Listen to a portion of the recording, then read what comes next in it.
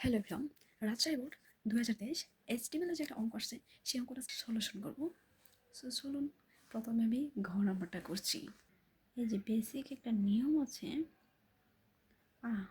Exclamation dog type কে Y P, সেটা কিন্তু বড় হাতের দিলে চলবে, ছোট হাতের দিলে চলবে, কিন্তু বড় হাতের দিলে সুন্দর দেখায়। এইচটিএমএল, ঠিক আছে। এখন আমি এইচটিএমএল দেবো। এইচটিএমএল সেখানে হবে হেড। এখন হেডের ভিতরে কি আছে? হেডের ভিতরে টাইটেল আছে। এখন আমি টাইটেল করব, টাইটেল দেব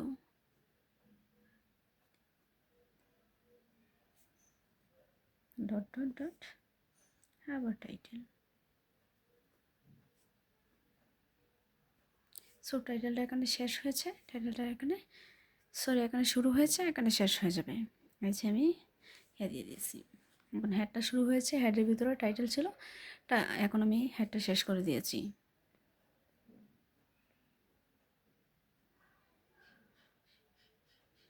এখন হচ্ছে বডি। বডির মধ্যে কি আছে? বডির মধ্যে হচ্ছে কন্টেন্ট আছে।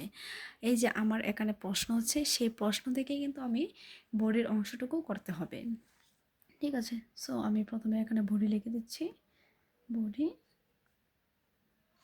এখন এখানে কি আকার আছে? সেটা অবশ্যই প্যারাগ্রাফ আকার আছে, তাহলে আমি সেটা প্যারাগ্রাফ দিয়ে, প্যারাগ্রাফের জন্য পি হবে, ঠিক আছে। প্যারাগ্রাফের প্রথম অক্ষর হচ্ছে পি, তাহলে আমি এখানে পি দিয়ে দেব। পি দিয়ে শুরু করলাম। এই যে এখানে কি আছে? সাবজেক্ট আছে, সাবজেক্ট।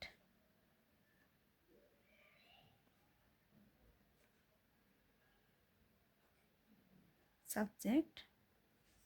এখন আমি পিটা শেষ করে দেব, এই যে শেষ। এখন আমি এই যে এখানে নিয়মগুলো আছে, সেটা কি আকার আছে যদি বোঝায়, এই দিকে যদি কোনো সংখ্যা থাকে বা এবিসিডি থাকে বা রোমান সংখ্যা থাকে, এরকম কোনো সংখ্যা থাকলে আমরা বুঝবো সেটা অর্ডার লিস্ট। অর্ডার লিস্টের জন্য কি হবে? অর্ডার লিস্টের জন্য উ এল হবে, ঠিক আছে। তাহলে আমি প্রথমে উ এল দিয়ে দিলাম, উ এল, অর্ডার লিস্টের U L, type T Y P E, type. যেহেতু এখানে মানে 3 থেকে শুরু হয়েছে, তাহলে আমি এখানে 3 দিয়ে দেব।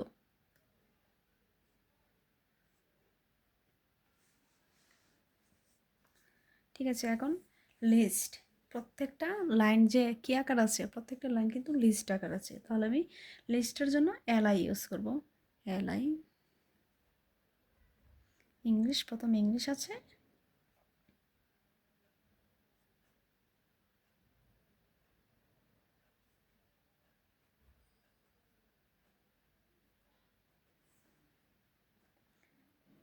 সেমভাবে সবগুলো এভাবে দিয়ে দেব। বাংলা, আইসিডি।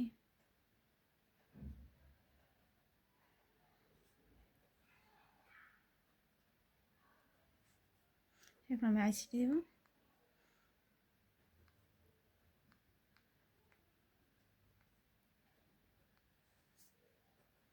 সেটা এখানে এখানে শুরু হয়েছে, এখানে শেষ হয়ে যাবে, ঠিক আছে। এই যে শেষ। এখন উএলটা কিন্তু শেষ হয়ে যাবে, এখানে উএলের কাজ শেষ যেহেতু, তাই আমি এখানে উএল দিয়ে শেষ করে দিলাম। এখন বডি দিয়ে শুরু হয়েছিল, বডি দিয়ে শেষ করে দেব।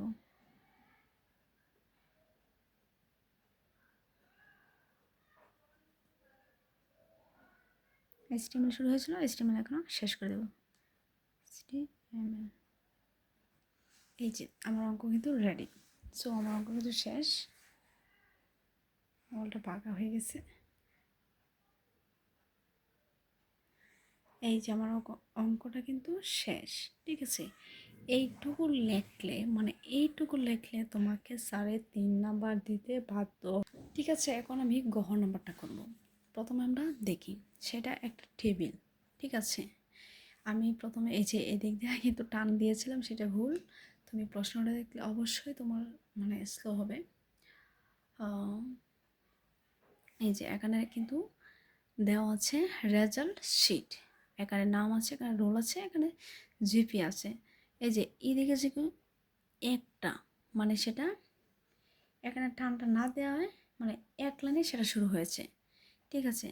তাহলে কিন্তু এখানে যদি একটা টান হতো তাহলে কিন্তু দুটা গড় হতো, তাই না?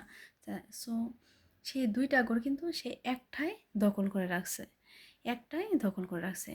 যে যদি এখানে এই টানটা এভাবে হতো, এভাবে হতো, ঠিক আছে, তাহলে কিন্তু সেখানে দুইটা ঘর হতো, তাই না? তাহলে দেখা যাচ্ছে কি সেটা পাশাপাশি, পাশাপাশি, তাই না? পাশাপাশির জন্য ক্লোজ স্প্যান হবে, পাশাপাশির জন্য ক্লোজ স্প্যান হবে। যদি এখানে টান দিতাম তাহলে কিন্তু এখানে দুইটা ঘর হতো, তাই না? তাহলে যেহেতু এভাবে, তাহলে এটা কী হবে? ক্লোজ স্প্যান হবে। আবার এই যে আমরা জিপিএটা দেখতে পাচ্ছি, সেটা কিন্তু নিচে নিচে, এই যে এই টানটা যদি এই টানটা কিন্তু এদিক দিয়ে যেত, তাই না? কিন্তু এটা এখানে না গিয়ে সেটা একত্রিত হয়ে মিলিত হয়ে গেছে। সেই জন্য এখানে যদি টানটা দেওয়া, মানে দেওয়া হতো তাহলে সেটা দুইটা ঘর হতো, তাই না?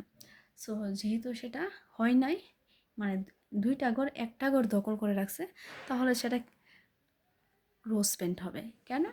কারণ এই যে এটা নিচে নিচে, নিচে নিচে যদি হয় তাহলে সেটা রোজ পেন্ট হবে। সো আমি একটা স্ট্রাকচার দেখাচ্ছি। এই যে এই যে এই যে ধর এই ঘরটা, ঠিক আছে। সো এই ঘরটা কিন্তু আমি এখানে লিখতেছি। হ্যাঁ, এই যে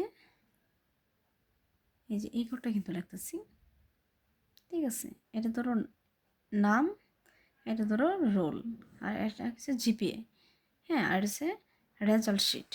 তাহলে এই রেজাল্ট শিটটা কিন্তু পুরোটাই একটা গোল দখল করে রাখছে, তাই না? সো এই যে এই টানটা যদি দিতাম তাহলে কিন্তু এখানে দুইটা গোল হতো, কিন্তু এই টানটা না দিয়ে সেটা একটাই দখল করে রাখছে, দুইটা গোল। সেই জন্য সেটা ক্লোজ ফ্রেন্ড হবে, ক্লোজ ফ্রেন্ড।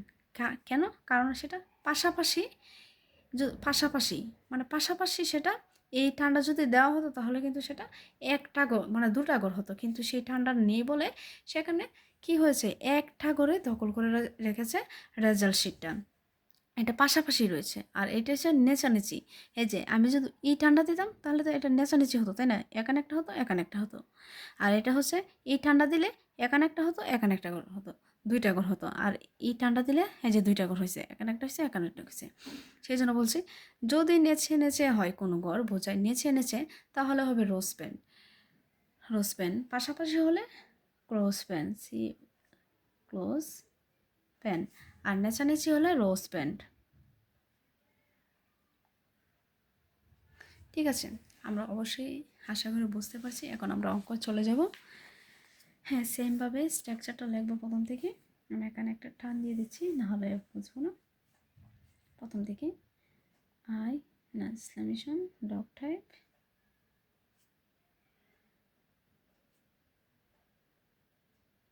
আশা করি এই লাইনটা আমরা সবসময় বড় হাতের দেওয়ার চেষ্টা করবো, আর এটা ছোট হাতে দেবো।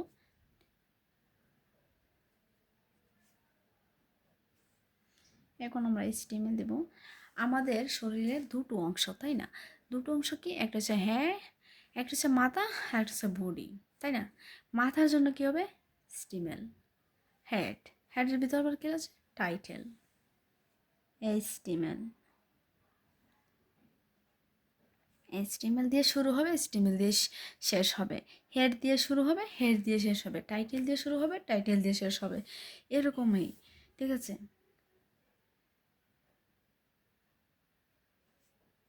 হেড, এখন হেডের মধ্যে কি আছে? টাইটেল আছে, TITLE dot dot dot title, TITLE title. এই যে টাইটেল কিন্তু এখানে শেষ হয়ে গেছে। এখন হেডটাও কিন্তু শেষ হয়ে গেছে, কারণ হেডের মধ্যে শুধু টাইটেলই আছে। এই যে আমি হেডটা শেষ করে দিয়েছি, হেড শেষ করে দিয়েছি। এখন বডির কাজ, বডির কাজ।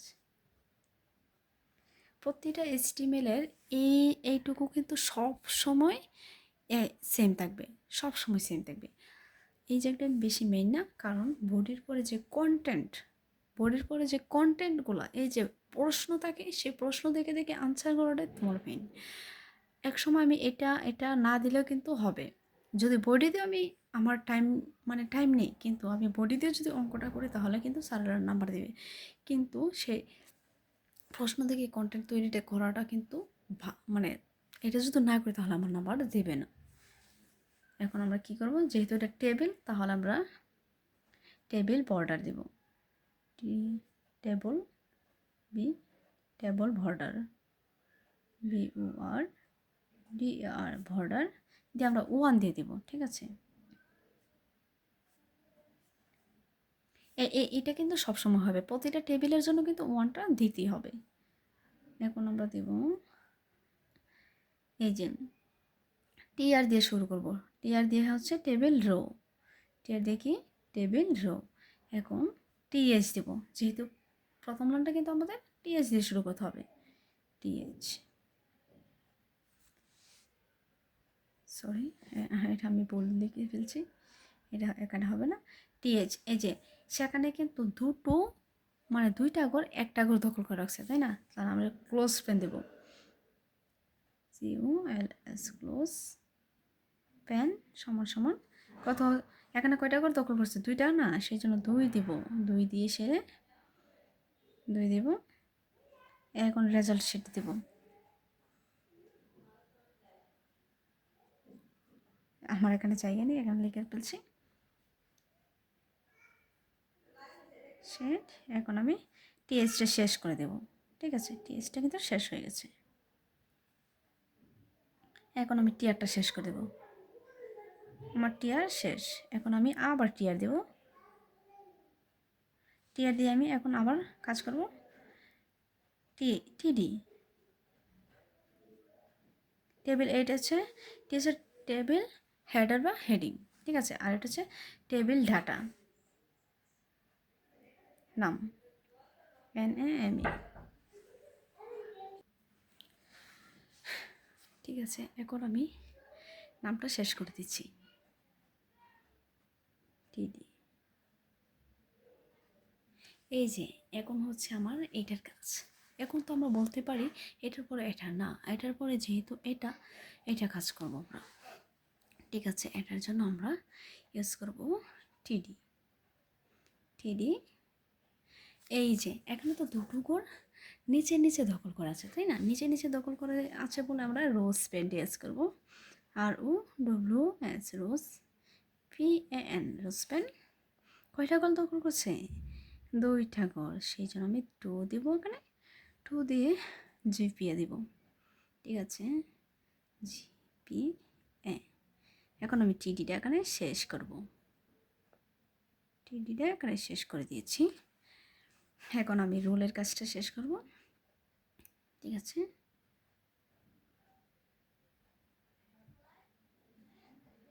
সরি এখানে তো আমি TD কাজ শেষ না, এখন আমি টিয়ারটা শেষ করে দেব, টিয়ার শেষ করে দেব। এখন আমি আবার নতুন একটা লাইন শুরু করব। এখন আমি শুরু করছি, এই যে টিয়ার দিয়ে আবার নতুন একটা লাইন শুরু করব। টিয়ার, এখানে কি আছে? রোল আছে, তাহলে আমি টিয়ার দিয়ে কিন্তু নতুন একটা লাইন ইয়া করছি। এখন TD দেব, TD রোল, TDটা এখানে শেষ করে দেব, TD। এই যে শেষ, আমার টিয়ারটা এখানে শেষ করে দিলাম। তাহলে আমার এখানে এই যে বডির কাজও শেষ হয়ে গেল, বডি দিয়ে শেষ করে দেব। HTML এর কাজও তো পুরোটাই শেষ, সো আমি HTML দেব, HTML। এই যে আমার অঙ্কটা শেষ হয়ে গেছে, কিন্তু এই যে অঙ্কটা শেষ হয়ে গেছে। সো আশা করি সবাই বুঝতে পারছো, আর না বুঝলে আমাকে বলবে, আমি বোঝানোর চেষ্টা করবো। যে আমার এখানে তো অঙ্কটা শেষ, আশা করি সবাই বুঝতে পারছো। ধন্যবাদ সবাইকে।